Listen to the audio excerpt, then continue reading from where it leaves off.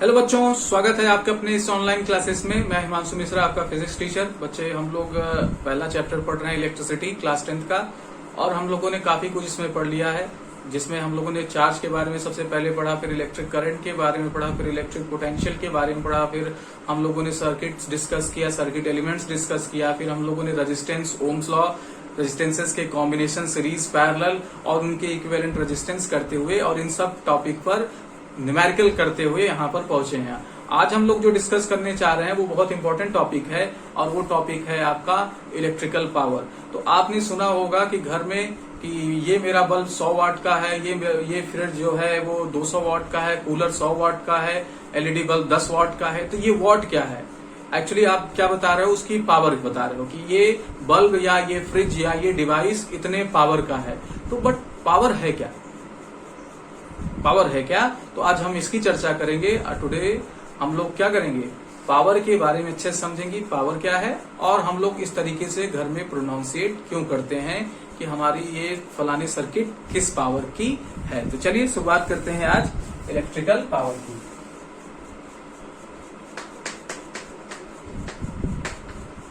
Electric power कह सकते हो या electrical power, no problem.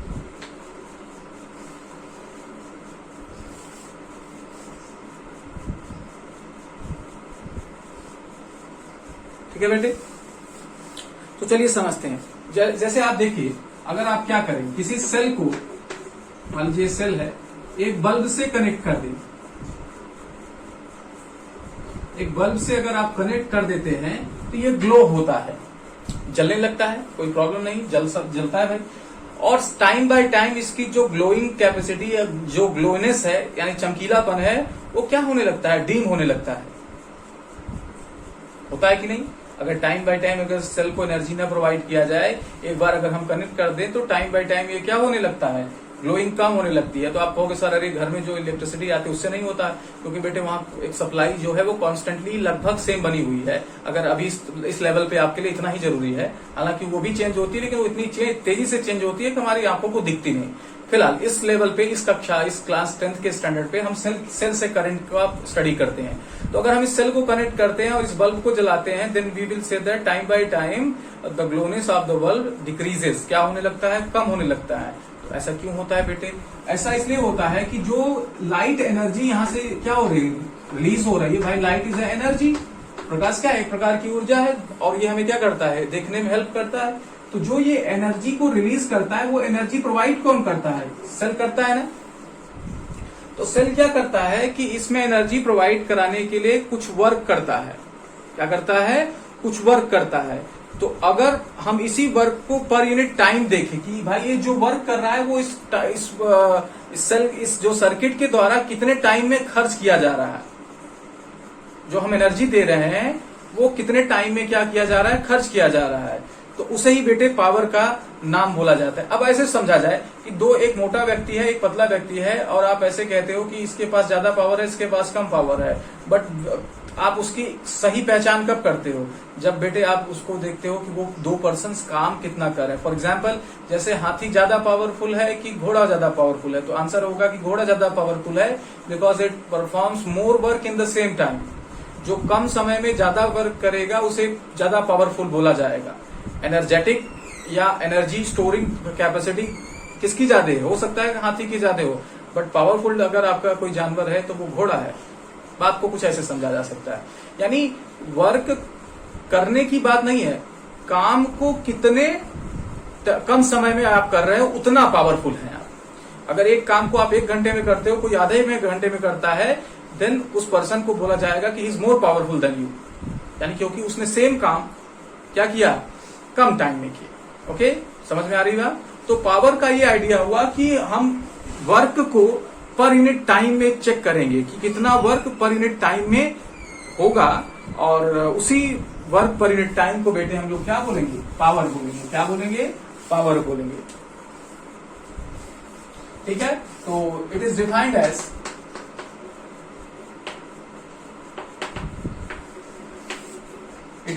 As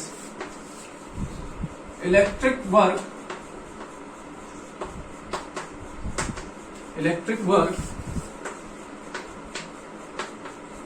per unit time.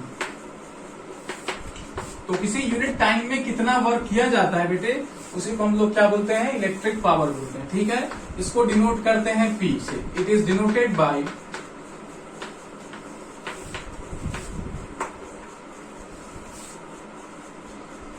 यानी पावर इज इक्वल टू बेटे वर्क अपॉन टाइम। क्या होगा, power is equal to work upon time. Symbolically हम लोग P इज इक्वल टू क्या लिखते हैं, W बाई T, जहां W बेटे वर्क डन है, कितना वर्क हो रहा है, and T represents the time.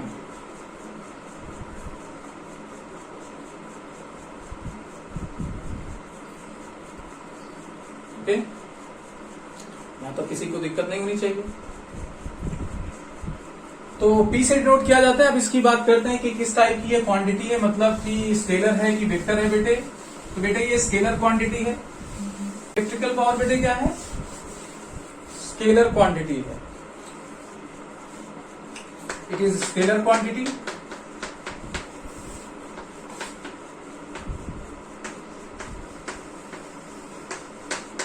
क्यों, क्योंकि बेटे वर्क भी आपकी स्केलर क्वांटिटी है, टाइम भी स्केलर क्वांटिटी है। इस वजह से अगर दो क्वांटिटीज को मिला के कोई नई क्वांटिटी बना रहे हैं और दोनों पहले से स्केलर हैं, तो ये क्या हो जाएगा, स्केलर क्वांटिटी हो जाएगा। अब इसकी यूनिट की बात करते हैं, मोस्ट इंपॉर्टेंट चीज है यहाँ पे।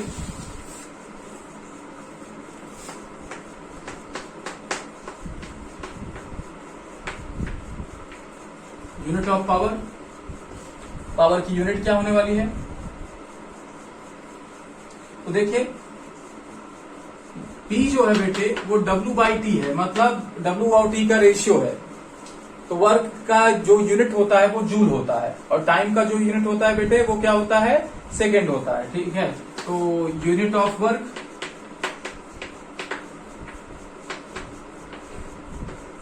Upon unit of time. ठीक है, तो क्या मिलने वाला है, P की यूनिट, यूनिट ऑफ P यानी पावर, बताओ क्या होने वाला है, वर्क की यूनिट क्या होती है, जूल होती है बेटे। ठीक है, और टाइम की फिजिक्स में सेकंड ली जाती है, तो इसकी यूनिट क्या हो जाती है, जूल्स पर सेकंड। क्या हो जाती है, जूल्स पर सेकंड। ठीक है, JULE, जूल पर सेकंड। लेकिन बच्चों पावर की जो पहले संकल्पना की गई, मतलब इसके बारे में सोचा गया, वो जेम्स वॉट के द्वारा सोचा गया। सो हम लोग जूल्स पर सेकंड न कह के क्या कहते हैं, वॉट कहते हैं। क्या कहते हैं, वॉट, क्योंकि इससे जेम्स बॉन्ड ने डिफाइन किया था। ठीक है, एक तरीके से। तो which is also joules per second is also known as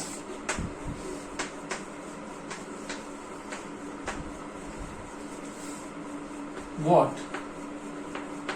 ठीक है, यानी 1 watt is equal to 1 joule upon 1 second. अच्छा, इसको बेटे SI यूनिट भी बोलते हैं। मतलब अगर पूछे आपसे कोई एग्जाम में कि SI यूनिट ऑफ पावर, तो आप क्या बताओगे, वॉट बताओगे, जूल्स पर सेकेंड नहीं बताओगे।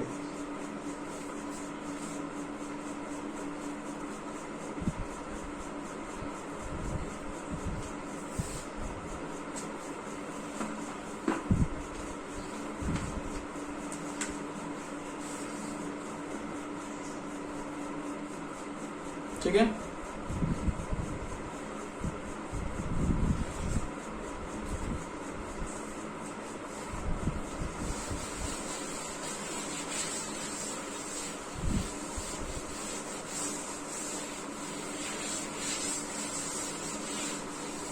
तो ये आपका क्या हुआ, पावर का डेफिनेशन हुआ, पावर की यूनिट हुई।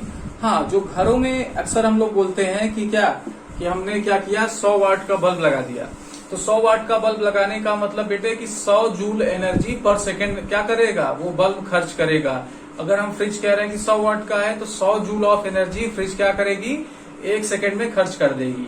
इसी तरीके से बेटे अगर हम लोग क्या कह रहे हैं कि हमारे पास फैन है जो 150 वाट का है, तो वो 150 जूल यानी 150 जूल 1 सेकंड में क्या करेगी, एनर्जी खर्च करेगी। तो यानी जैसे भी आप वाट बोलोगे तो वॉट क्या रिप्रेजेंट करेगा, वॉट रिप्रेजेंट करेगा कि एक कितनी जूल ऑफ एनर्जी 1 सेकेंड में खर्च हो रहा है। अगर आप 10 वॉट बोलते हो तो 10 जूल ऑफ एनर्जी 1 सेकेंड में खर्च हो रही है। तो इस बात का याद रखेंगे, ठीक है। तो इससे क्या निकलता है कि जैसे आपने बोला कि 10 वॉट का हमारा कोई सर्किट है या एक 50 वॉट का है, तो 10 वॉट क्या करेगा, 10 जूल ऑफ एनर्जी 1 सेकेंड में खर्च करेगा। वहीं आपका 50 जूल क्या करेगा, दूसरा 1 सेकेंड में खर्च करेगा। तो आप इमेजिन कर सकते हो कि दूसरा वाला जो डिवाइस है जिसकी 50 वॉट है पावर, वो आपकी ज्यादा क्या करेगा, एनर्जी को खर्च करेगा सेम टाइम में। तो अगर आप उसको यूज करोगे तो आपका बिजली का बिल ज्यादा आएगा, क्योंकि आपकी जो डिवाइस है, जो आपके क्या है इंस्ट्रूमेंट आपने लगा रखी है, वो ज्यादा एनर्जी को क्या कर रही है, कंज्यूम कर रही है सेम टाइम में। इस वजह से हम लोग क्या करते हैं, कम वॉटेज का सामान लेते हैं, यानी ऐसा डिवाइस जिनका वॉटेज कम हो। चलिए, ये तो कुछ और बातें रही। अब बिगर यूनिट की बात करते हैं, जो मतलब डेली लाइफ में हम लोग यूज करते हैं बेटे। तो आपके जो अदर यूनिट्स हैं पावर के, अदर यूनिट्स ऑफ पावर, वो क्या है, पहला तो आपका किलोवाट है। 1 किलोवाट KW से रिप्रेजेंट किया जाता है या K वॉट से। इसका मतलब होता है 10 टू दी पावर 3 वॉट, यानी 1000 वॉट का बेटे अगर आप कोई डिवाइस लेते हो तो आप दूसरे शब्दों में, दूसरे लैंग्वेज में उसे आप क्या कह सकते हो, 1 किलोवाट बोल सकते हो। इसमें कोई दिक्कत नहीं होनी चाहिए। और भी यूनिट है इसका। दूसरा यूनिट क्या है, पुराने जमाने में पावर मतलब सबसे पावरफुल जो जानवर था वो था हॉर्स था। इस वजह से जो पावर के कंपैरिजन की पहली यूनिट रखी गई, वो रखी गई क्या, हॉर्स पावर। तो आपका जो मोटर वगैरह आता है, पानी बिजली जो पानी ले जाता है आपके टंकी में, तो कहते हैं हॉर्स पावर में उसकी पावर है। तो 1 हॉर्स पावर,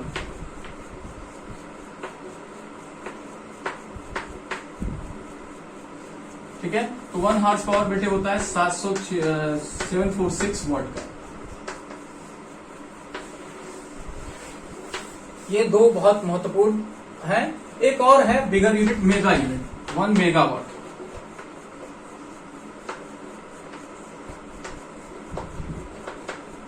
ये होता है बेटे 10 टू दी पावर 6 वॉट। बहुत ट्रिमेंडस एनर्जी।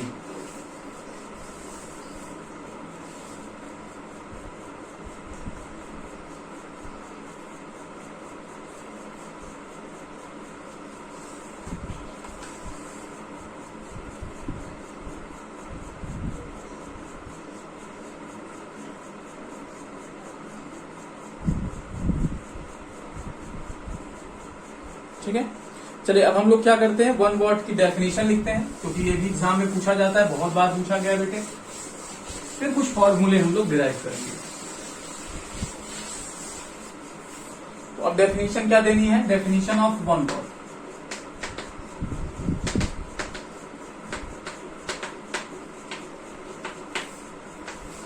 अभी हम लोगों ने देखो बेटे लिखा कि P इज इक्वल टू, यानी 1 watt is equal to 1 joule per second या 1 सेकेंड। यानी अगर हमारे पास कोई एक ऐसा डिवाइस है बेटे जो 1 जूल ऑफ एनर्जी को 1 सेकेंड में खर्च कर रहा है, अगर आपने उसे क्या किया, अपने घर में ऑन कर दिया, मान लीजिए बल्ब है कोई 1 वॉट का, तो वो क्या करेगा, 1 जूल ऑफ एनर्जी 1 सेकेंड में क्या करेगा, कंज्यूम करेगा। यानी 1 सेकेंड में सिर्फ वो 1 जूल एनर्जी खर्च करेगा।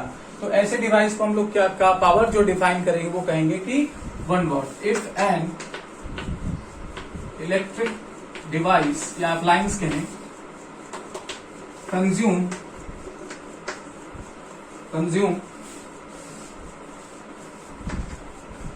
1 joule of energy in 1 second, then its power is said to be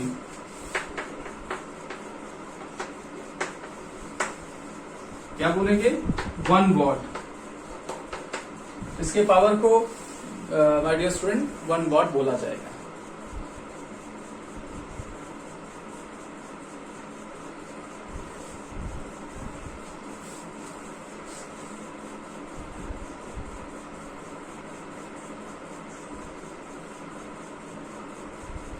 ठीक है, चलिए बहुत अच्छी बात है। आगे चलते हैं हम लोग। अब हम लोग कुछ डेरिवेशन करते हैं।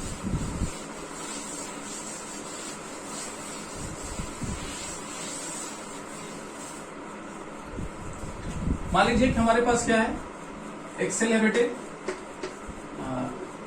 जो क्या कर रहा है, आर रेजिस्टेंस से जुड़ा हुआ है और इसमें इसका जो पोटेंशियल है वो भी है और इसमें क्यू चार्ज फ्लो हो रहा है। ठीक है, तो लेट क्या करना है, हमें डेरिवेशन करना है formula of powers, formulas of power. तो पावर के जो इंपॉर्टेंट फॉर्मूले हैं हमें वो डिराइव करने हैं। ठीक है, तो हमने क्या किया, let and a resistance is connected with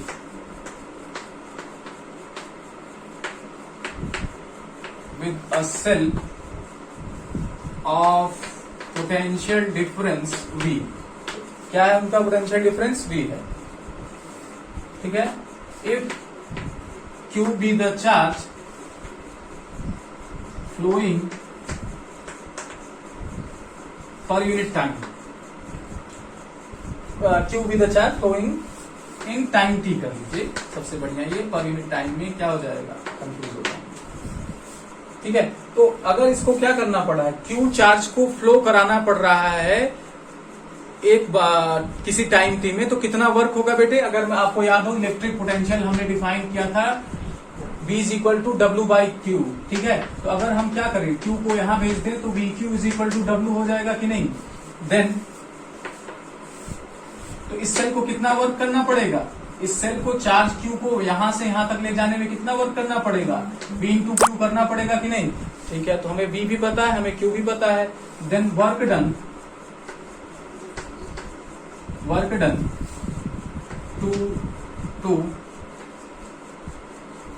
to move the charge Q by cell। तो सेल के द्वारा कितना वर्क डन करना पड़ेगा बेटे, W इज इक्वल टू क्या हो जाएगा, V इंटू क्यू। इसे क्या कर दिया जाए, इक्वेशन 1 दे दिया जाए। इसे आप अपनी कॉपी में लिखें।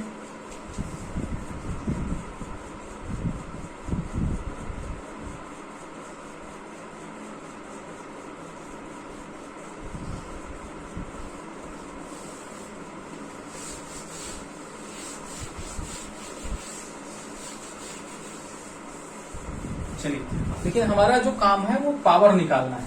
ठीक है, तो पावर निकालते हैं। Power is defined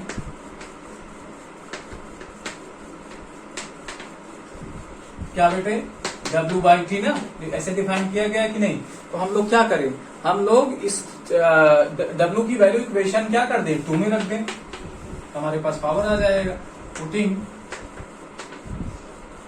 the value of W from equation 1 to equation 2। Equation 1 से उठा के इक्वेशन 2 में क्या किया जाए, पुट कर दिया जाए। तो इक्वेशन 1 में W की वैल्यू क्या है बेटे, VQ है, तो P इज इक्वल टू क्या आ जाएगा, W की जगह हम लोग क्या लिखने वाले हैं, Q into V upon T।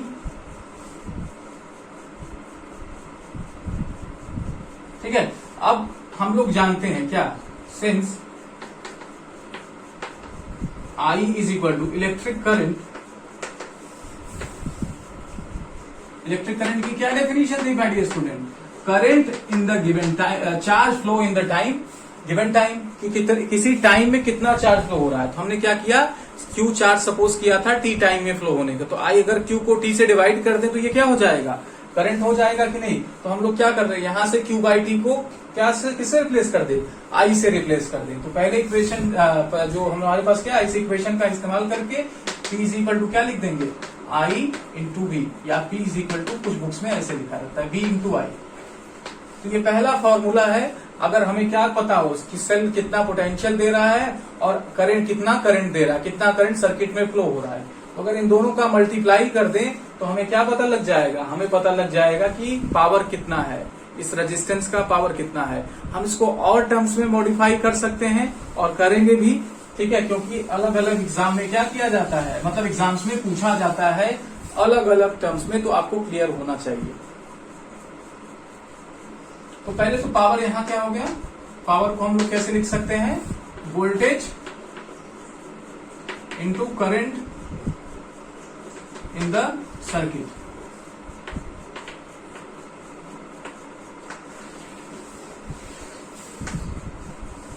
Okay,